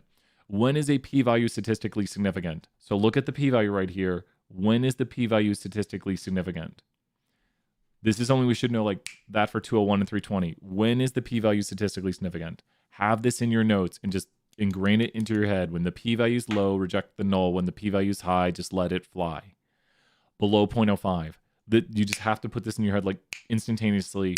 When the p-value is low, reject the null. When the p-value is high, just let it fly. And low p-values are statistically significant. So the last part of it, we talked about this a little bit, somewhat, I think, in the extra office hours and stuff. But this is going to be very important. This interval right here is a 95% confidence interval for the p-value. This interval right here is conclusive when it does not contain 0.05. This will be on next week's assignment or the week after because we postponed it a little bit. Yeah, Jacob, that's awesome, man. So much craziness in this Kahoot, but great job. Does everyone see right here? This interval does not contain 0.05. So what would you say? I'm pretty confident that the results are what? I'm pretty confident, and I think we did the same one here. I'd say I'm pretty confident, and these are differently random generated results. I'm pretty confident that these results are what? So, would this give you confidence right here? Because 0.05 is not in the interval. I'd say I'm pretty confident. I'd say I'm pretty confident that these results are not statistically significant. Just to review, let's look at one more example, and then we'll look at the leaderboard, so don't leave yet. Here's a quick review. Let's do the following. Let's look at gender and let's look at classification. Is this p-value here statistically significant, yes or no? Is this p-value statistically significant? Yes or no? Just yes or no's in the chat, and I'll explain why. Is this p-value here statistically significant? Yes or no? That p-value right there, yes, because it's below 0.05. Is this interval conclusive for the p-value's significance or insignificance? Is this interval conclusive or inconclusive? And there's a hint down here about the inconclusivity of it. And the answer is the interval is conclusive. Why is the interval conclusive? So it's actually conclusive, like it decides it is conclusive because the interval what? The interval is conclusive because it what? I'll show it visually right here. And so people might be typing in the chat. The way to know if an interval is conclusive, and I'll be drawing this in class too, is when we make the interval, if we have here like 0.05, if we are making intervals, conclusive intervals would look like the following. All of these intervals I'm drawing right now are conclusive. And then I'm going to draw some inconclusive intervals. And I want you to look at the inconclusive intervals. And I can put one down here that's inconclusive. So when is an interval conclusive? So these are inconclusive. And when is an interval conclusive? Like it concludes like that we've decided, like we know our decision. Look at the difference between the inconclusive ones and the conclusives. And like to make it kind of super duper clear, here is a conclusive interval right here. This would be conclusive. And here is an inconclusive interval right here. This interval would be inconclusive. Exactly. If the interval does not contain 0.05, it is conclusive. And then the inclusive intervals, I guess you can think of it includes 0.05, which we don't want because that's kind of like the is it statistically significant, is it not? So all of the conclusive intervals are completely above or completely below. Does that make sense? Conclusive intervals are completely above 0.05. So this would still be, if you think about this over on the other side, let's use a different pen color. These would be, we'll use here purple. This would be not significant. And this would be significant down here. So you have significant below 0.05 and not significant above 0.05. Really good review. We'll be talking about this more next week. But with that, who won the game? Gosh, I'm interested in who this is. It's going to be crazy. We'll throw out some points here in a second. Fearless Zebra, 6 out of 10. Tough Kahoot. Dr. Seal, I made it 7 out of 10. Is it the person who's leading the whole time? Bold Fox, make sure to email me for those. You know what? Let's throw out 100 points. I really need to fix up this Kahoot. I'm very sorry. Those middle questions were way too difficult. And way too little time on them. 100 points. Thank you for staying till the end. I really appreciate it because I just wasn't. I want the Kahoots to be as best as possible, and I just felt like there was 2 questions there that really missed the mark a little bit. Who got the points here? I'll top back to space. Let's turn on some music. So if you got the points, let me know. I got second, Dr. Seal, Kayla. Let's throw out 500 points right here. Let me stop the Kahoot music. Next. Let's put a little music right here. Oh, it was fun. I like that. Bring Bright Unicorn. Oh, yeah, you said your kids loved that. That's so awesome. Bright Unicorn's such a good name right there. Kayla. Give Kayla some points right here. Kayla, you are doing amazing. I love seeing all these points. Gosh, it's so awesome. Third. Great job right there. Snea, excellent job right there. Third. Let's throw off. I'm going to round you up right here to 3,000. Who else? Who got first? Bold Fox, Noah. Amazing work, Noah. How do you feel about the chapter, Noah? Coming in first. How do you feel about the chapter, Noah? Are you feeling like you're understanding the material? How do you feel about like p-values and stuff? I got fourth. Dylan, totally worth some points right there. Let's throw Dylan some points right there. Dylan, thank you for hanging out on this Friday. Practicing the material. We're going to throw you 300 points right there. Who else? Anyone else got points? If I missed your points, let me know. Make sure to email me, Noah, and make sure to say this is the email to send it to. Good, good. It's just review. So far, it's not too bad. Awesome. It's just practice. You have to hear the things a few times. Practice, practice, practice. Ninth, Jacob hanging out. Everyone, how many points should we give Jacob? Jacob hanging out. 201. practicing R. Let me ask you this. 320, we're bumping Jacob to 3,000 points. He was very close. Jacob, you're at 3,000 now. So Jacob is in 201 using some practicing R. So for 320, if you had used R in 201, and so Jacob, I don't know if you plan on taking 320, but how would you feel if you had started using R in 201 and then you came into 320 with knowledge of R? You're welcome, Jacob, and thank you for hanging out. Some practice and hearing, you notice there was some 201 review in there. I know, congratulations, so much positivity. We're throwing another 50 points for the positivity. I totally break the point system, but I really appreciate the positivity. I took 201 at Palisippi. Is that Palisippi PSTCC?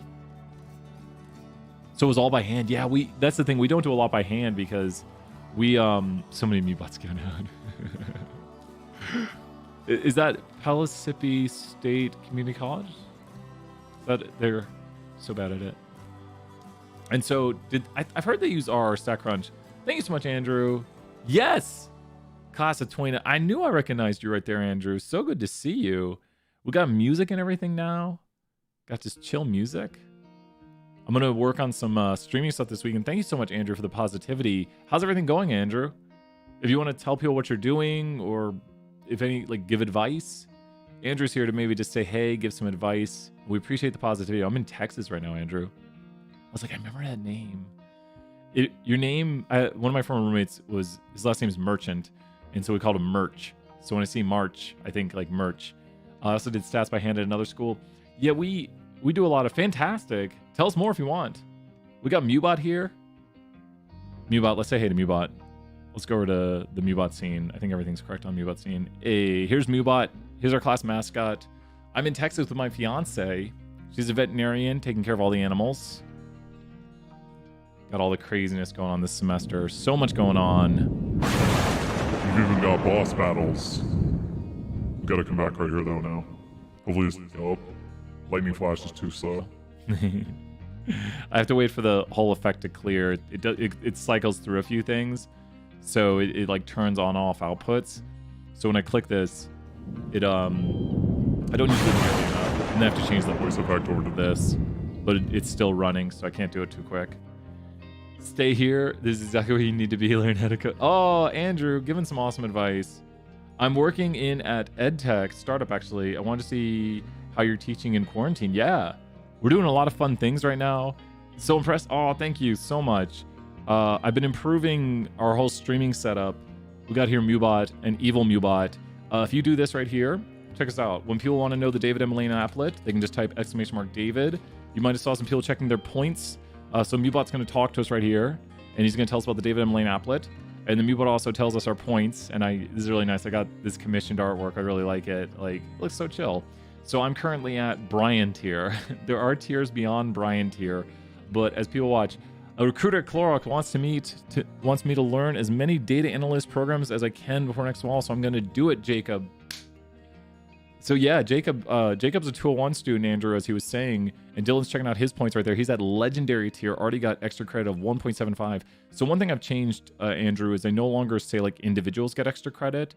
This semester I made the change to where when I give out points, I just usually congratulate a viewer in the chat. Like I might say something like, like Jacob, which I really mean this, excellent work. Like, just not everyone needs to be practicing R, but Jacob, like as Roderick says, so we love the positivity, we love it. So this goes out to Jacob and Roderick right here. We're throwing 20 points to all the viewers. So if Andrew would tell you, I used to be like, so-and-so gets points, but now I throw out points to the whole class because of individuals. And I think that, to me, I think that creates a positive environment where so-and-so earns the points. I just try to find reasons to give out points. If you remember from my class, I'm trying to give as many points as I can. You're welcome, Jacob. And then everyone who's watching lives gets these points, and then the points actually go towards your bonus points, and it's instantaneously tracked by Mubot right there. And so people can check their points at any moment to see how many points they have, and I can look through the system. But, oh, that's awesome, Dylan. Look at these connections right here. I helped you conduct a study on NBA point guards on my own. Yes! I totally remember that you came to my office. Yeah. Oh, wait. It was a big factor in getting some strong interviews coming out of college. Oh, so you used what we did to get interviews.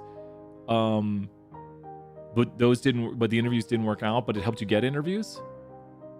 So like, just like we didn't, it was like investigatory stuff. I do remember that, the data set, and I remember sitting with you in my office, like in the before times. So I remember going through that. But really just the more data analytics skills you get, you know, I don't usually mod people during these sessions because it could be any random person, but like my certainty that you are who you are is overriding my like don't mod people I'm uncertain of. So I've just modded you. You're a mod on the channel right now. So it's nothing super special. It's just like if someone were to come on the channel and say things they shouldn't, we can remove it. But the before time, in the before time, when we used to meet in my office, and Andrew can tell you, in the before time, we'll hop back here to space. Let's go to space. Bye, Mubot. Thank you, Mubot. I'll maybe show you one of our intros, or we could do a really fun outro. Should we? We'll do our fun. Are you a fan of Star Wars, Andrew? If you're a fan of Star Wars, we'll do the Star Wars outro here in just a moment. It's one of my favorite outros. But Andrew will tell you that in office hours, we used to have a lot of people showing up. Like how many people were on average there for office hours? I missed this. If you came to my office hours and we'd be helping each other out, we'd be working with people, how many people on average were there for office hours in person? Like in cubicles, or in my main office, or in the secondary office, which eventually became my office. I think that was after you left. I got the big room. How many people were there? And I love that Jacob and Dylan are getting some connections right there. So awesome. 10 to 12, yeah. We'd usually have double digits people working together, helping each other out. So we try to do that now with online. And if you can't tell, I'm not trying to, like a 200 square foot. Yeah, it was a little tiny office, and we're just like, we're going to get everyone in here. We're going to go around the corners. And so nowadays, and nothing against Zoom, Zoom is okay. Yeah, Roderick, one of these days when we're back in person, I'll be there in person, and we're going to have a big thing when I get back to Knoxville. Like, I'm going to invite everyone out to Stock and Barrel Burgers, and we're going to try to do something like, I'm going to see if Stock and Barrel is like, if I give them like $200. Oh, let me do that real quick. I did ask my department about this because they said if I do something with Stock and Barrel, which they said I could do, they said you just cannot have any alcohol. Like, it can't even be like, if I do like half price burgers or something, like I pay for half of everyone's burger for like 20 people, you can't, like, people literally cannot get alcohol. Like, you can't get the burger and then get alcohol and be like, even if you're over 21, you can't do that. It can't be anything associated with the university. Even if you're like, I got the burger and then I ate the burger and then I got a beer, you can't do that. So I'll have to make like sure, I'll like literally have Stock and Barrel sign something like, no people are allowed to buy alcohol. So yeah, the more you teach others, the better you learn. Yes, it's Selena. Thank you so much, Selena, right there. This is how you've mastered the skill. If you can teach it, you pretty much know it. That's Selena's 100% right there. Jacob and everyone. I know a little bit of Python. Stock and Barrel's so good. We just have to like, I need to literally, I'll probably have to have Stock and Barrel sign something saying like no one is allowed to get alcohol. This is Brian's. It's just, it really, God, wouldn't that be so sad if like we did something really super cool and super fun, and I wouldn't want it to turn into something sad that like they're like, we're playing all the sad music right now. But Stock and Barrel is so good. Selena just giving some awesome advice. Let's throw another 20 points. I don't mind. We're just chilling for a second. We'll hop offline here in a second. Python is on my list for this summer to learn. Jacob, I think, you know what, Jacob, we're going to do? Jacob, email me again. I think we have a few more data camp spots. I want to get you, since you're a UT student, email me and we're going to get you hooked up with data camp. I feel like I'm like this is,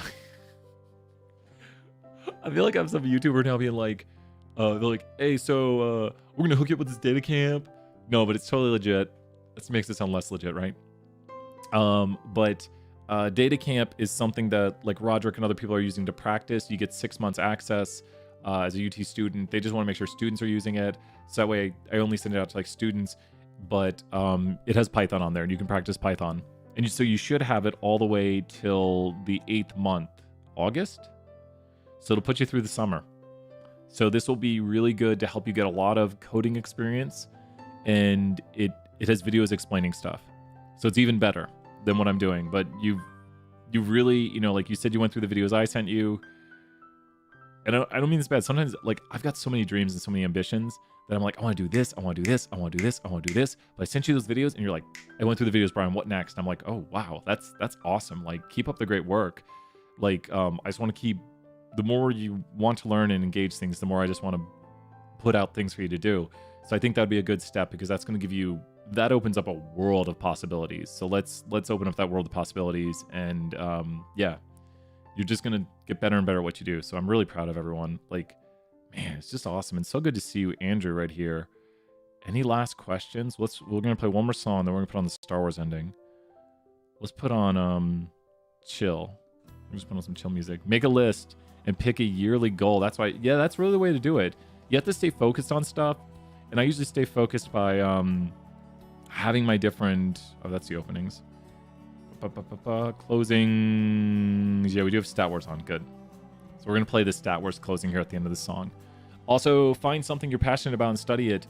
Yeah, exactly. Andrew points it out. Like, I like doing what I do. Like, I like coding. Like, people might think it's crazy, but I coded the Price is Right game, which I think I had when you were here, Andrew. I coded the Price is Right game because I like coding.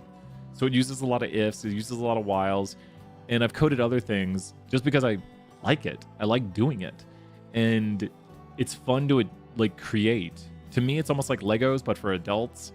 And so if you like it, it's not that bad. Yes, Jordan, we'll take a look at that. I'll be checking that out here soon. We might be making steaks tonight. It might be Valentine's dinner tonight. Chelsea might, I don't know, she might be back. With that, any last questions? Andrew, thank you so much for the positivity. I appreciate it.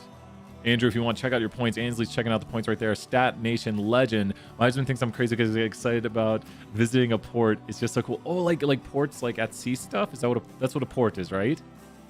Yeah, it's like, if you like these things, it's like, see, if someone said, Brian, we're going to go to a Baseball Hall of Fame museum, I'd be like, okay, maybe it'll be cool.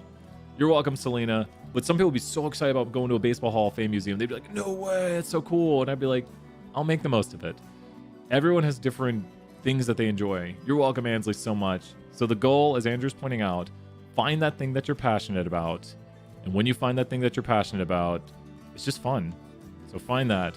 Where the big, oh, those big containers, yeah. I feel like it's like a TV show about to happen, like Dexter, about they're going to go, because there's like a scene in Dexter, like they're down by the ports and everything. Get ready, everyone. Jason. I'm wearing the wrong shirt for this, but Jason.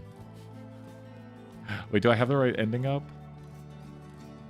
Let me check. Jason, can we keep going? Okay, I think we're good.